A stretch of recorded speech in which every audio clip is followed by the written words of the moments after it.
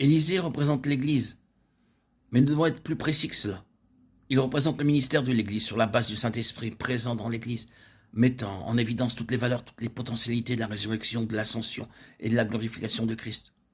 Voyez qu'ils sont allés tous deux au Jourdain, ils ont tous les deux traversé le Jourdain, l'un avec l'autre, et employant le langage du Nouveau Testament, l'un dans l'autre.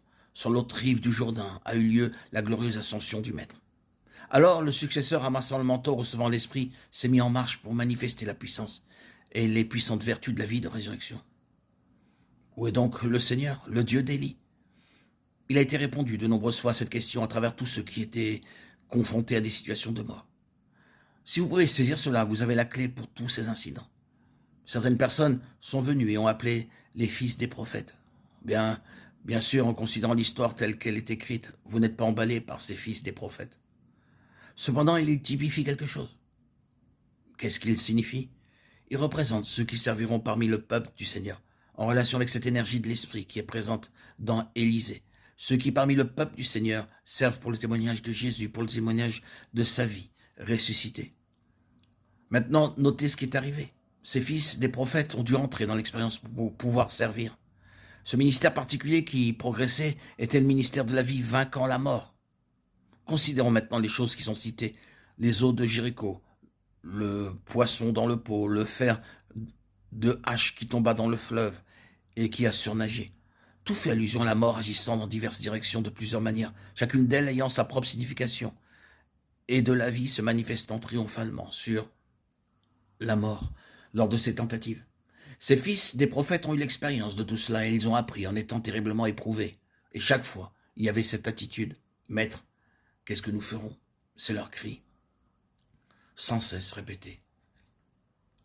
Et il doit en être ainsi pour nous qui sommes aussi confrontés au même dilemme. Mais l'aspect essentiel, c'est que ce fut par les épreuves profondes et sévères que ces hommes ont éprouvé la puissance de la vie de résurrection, de telle manière qu'ils ont pu être appelés fils des prophètes. Nous voyons que cela correspond à ce passage qui a été cité. Voici, moi et les enfants que l'Éternel m'a donnés, nous sommes des signes et des prodiges. Cela signifie quelque chose qui est en dehors du domaine humain, quelque chose de merveilleux qui ne peut être attribué qu'à Dieu. Ils sont là pour être des signes et des prodiges. Et les fils des prophètes, aux côtés d'Élisée, manifestent son caractère en apprenant à son école de manière expérimentale. Nous sommes d'accord sur le fait que nous avons l'Esprit. Le ministère de l'Esprit est le ministère de la vie vainquant la mort, de toute manière et en toutes les circonstances. Et notre éducation est en relation avec cela. Si nous devons entrer dans ce service, ce véritable ministère de vie parmi le peuple du Seigneur, nous devons parvenir à cette connaissance par l'expérience et par la puissance de sa résurrection. La seule chose qui puisse réellement servir, c'est cette vie qui triomphe de la mort. Maintenant, permettez-moi de le répéter, c'est par le témoignage, qui n'est pas un témoignage fait de mots, d'expressions, de doctrines, ni un système constitué par des vérités et des interprétations. Par le témoignage dans la vérité même, dans la puissance, dans la pleine réalité que nous devons être amenés constamment, non pas une fois ou deux fois, mais de différentes manières et en différents domaines, dans des situations où seulement Dieu pourra répondre aux besoins. Il est le Dieu de résurrection qui seul peut ressusciter les morts. C'est cela le témoignage.